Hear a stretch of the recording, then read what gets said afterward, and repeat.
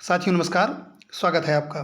साथियों आज के वीडियो में उत्तर प्रदेश शिक्षा सेवा चयन आयोग द्वारा आयोजित असिस्टेंट प्रोफेसर भर्ती परीक्षा जो कि 17 अप्रैल 2025 को हुई है, यानी आज, उसके सेकेंड शिफ्ट के जीएस के साल पेपर के साथ उपस्थित हैं। तो आज की वीडियो में जीएस जो सेकेंड शिफ्ट में आज का पेपर हुआ है 17 अप्रैल को, उसके 30 प्रश्नों पर तेजी से चर्चा करेंगे। तो चलिए शुरू करते हैं चर्चा। साथियों चर्चा से पहले एक निवेदन, पुनः जो भी साथी चैनल पर नए हैं प्लीज़ चैनल को सब्सक्राइब जरूर करें, ठीक है। चलिए, चूँकि तेज़ी से हम आपको साल पर चर्चा करते हुए आगे बढ़ेंगे और बहुत लंबा वीडियो नहीं होगा, आप देखेंगे बड़े मज़ेदार प्रश्न पूछे गए हैं। पहला प्रश्न था साथियों, इसमें बाबरनामा किस भाषा में लिखी गई है? तो इसका सही उत्तर है विकल्प 2 तुर्की। उर्दू, तुर्की, अरबी, फारसी 4 ऑप्शन थे, तो इसका सही उत्तर है बाबरनामा तुर्की भाषा में लिखी गई है। इसका दूसरा प्रश्न है साथियों, अगला प्रश्न, संविधान सभा का प्रथम अधिवेशन सत्र कब आयोजित हुआ था? तो इसका सही उत्तर है साथियों विकल्प सी 9 दिसंबर 1946, ठीक है। चलिए बढ़ते हैं आगे, देखते हैं अगला प्रश्न। अगला प्रश्न है, निम्नलिखित में कौन भारत में 31 दिसंबर 2024 तक रामसर स्थल है? बखिरा वन्यजीव अभयारण्य, रामगढ़ झील, सुंदरबन आर्द्रभूमि, सुल्तानपुर राष्ट्रीय उद्यान। तो इसमें साथियों सही उत्तर केवल है बखिरा वन्यजीव अभयारण्य और आपका सुंदरबन आर्द्रभूमि। तो इसका सही उत्तर है विकल्प ए, केवल ए और सी, ठीक है। चलिए बढ़ते हैं, प्रश्न देखते हैं 4। प्रश्न 4 है साथियों कथन और कारण का।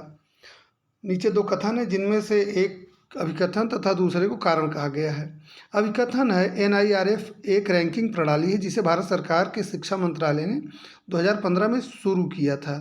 तो इसका कारण देखिए, NIRF का उद्देश्य विभिन्न मानदंडों के आधार पर भारत भर में उच्च शिक्षा संस्थानों का निष्पक्ष और पारदर्शी मूल्यांकन प्रदान करना है। तो इसका सही उत्तर है साथियों, ये अभिकथन और कारण दोनों सही है और वो उसकी सही व्याख्या भी करता है। तो इसका उत्तर सही है विकल्प डी, ठीक है। बढ़ेंगे आगे, देखेंगे अगला प्रश्न, प्रश्न संख्या 5।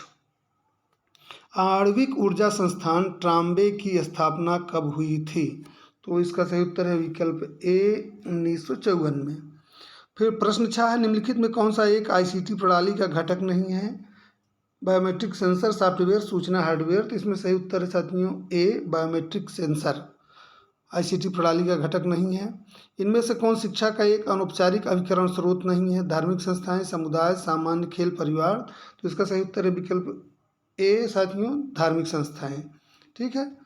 आगे बढ़ते हैं, देखते हैं प्रश्न संख्या 8। प्रश्न संख्या 8 कह रहा है साथियों, कंप्यूटर की मेमोरी जो उसका निर्माण के समय प्रोग्राम की जाती है कहलाती है EPROM, RAM, PROM, ROM। तो इसका सही उत्तर है विकल्प 4 ROM, रोम, ठीक है। प्रश्न संख्या 9 है, दक्षिण अफ्रीका में जुलू विद्रोह के समय गांधी जी को अंग्रेजों की सेना में कौन सी पदवी दी गई थी? तो इसका सही उत्तर है साथियों विकल्प सी आपका सार्जेंट मेजर। भारत के संविधान में निम्नलिखित में कौन सा अनुच्छेद वयस्क मताधिकार से संबंधित है? तो इसका सही उत्तर है साथियों विकल्प सी अनुच्छेद 326, ठीक है। चलिए बढ़ते हैं आगे तेजी से। भारत में स्वतंत्रता के पश्चात भूमि सुधार को लागू करने का प्राथमिक उद्देश्य क्या था? इसका सही उत्तर है साथियों विकल्प डी, भूमिहीन किसानों को भूमि का पुनर्वितरण, ठीक है। निम्न में से कौन एक कृत्रिम बुद्धिमत्ता AI उपकरण नहीं है? तो इसका chat GPT, Gemini, cloud, Google play store. तो इसका सही उत्तर है साथियों विकल्प डी गूगल प्ले स्टोर, ठीक है। बढ़ेंगे आगे, देखेंगे अगला प्रश्न, प्रश्न संख्या 13।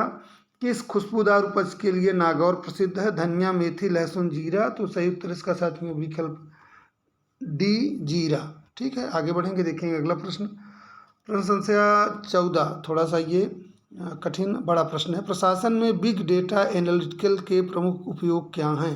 बीमारियों के प्रसार पर नजर रखना, चुनाव परिणामों की भविष्यवाणी करना, साइबर सुरक्षा बढ़ाना और सरकारी कर राजस्व में वृद्धि करना। तो इसका सही उत्तर है साथियों विकल्प संख्या बी ACD, इसमें महत्वपूर्ण है, चुनाव परिणामों की भविष्यवाणी करना बिग डेटा एनालिटिकल का उपयोग नहीं है। तो ACD जिसने किया उसका सही है। आगे बढ़ेंगे, देखेंगे अगला प्रश्न, बैरन द्वीप स्थित है? मिनिकॉय, निकोबार, लक्षद्वीप, अंडमान में। तो इसका सही उत्तर है विकल्प डी, अंडमान में। देखेंगे अगला प्रश्न। इसमें देखिए मुक्त विश्वविद्यालय और उनके स्थान को सुमेलित करना है, 16 नंबर। ठीक है, तो इसमें देखिए पहला जो ए है ये ग्लोबल मुक्त विश्वविद्यालय दीमापुर में है। फिर नेताजी सुभाष चंद्र बोस विद्यालय कोलकाता। फिर सी आपका वर्धमान महावीर मुक्त विश्वविद्यालय कोटा। पंडित सुंदरलाल शर्मा मुक्त विश्वविद्यालय बिलासपुर। तो इसका सही उत्तर होगा साथियों विकल्प ए। ठीक है, सही उत्तर है आपका इसका विकल्प ए।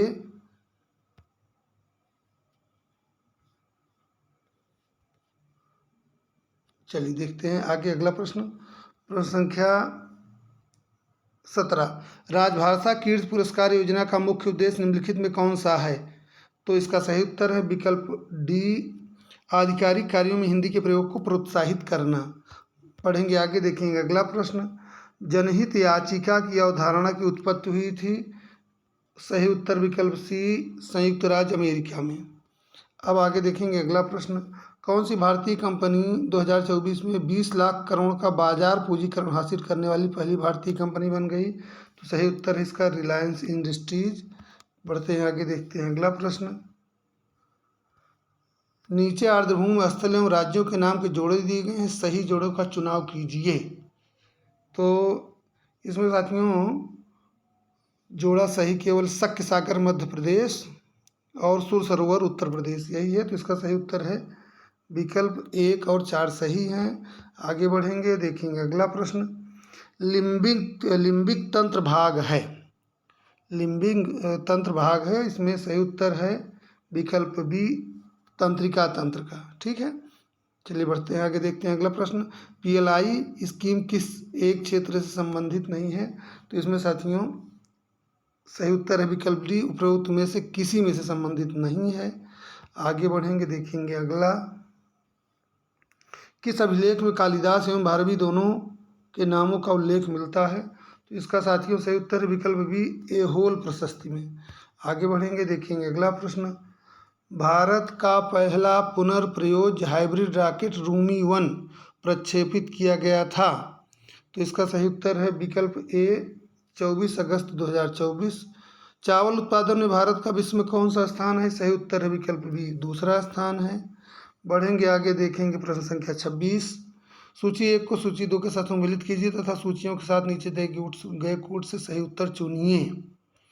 तो इसमें आपका 26 जो है अरविंद अडिगा की किताब है द व्हाइट टाइगर, और किरण देसाई की किताब है आपकी द इनहेरिटेंस ऑफ लॉस, और the God of small things तो बहुत प्रसिद्ध है अरुंधति राय की। तो इसमें सही उत्तर बनेगा आपका साथियों विकल्प बी।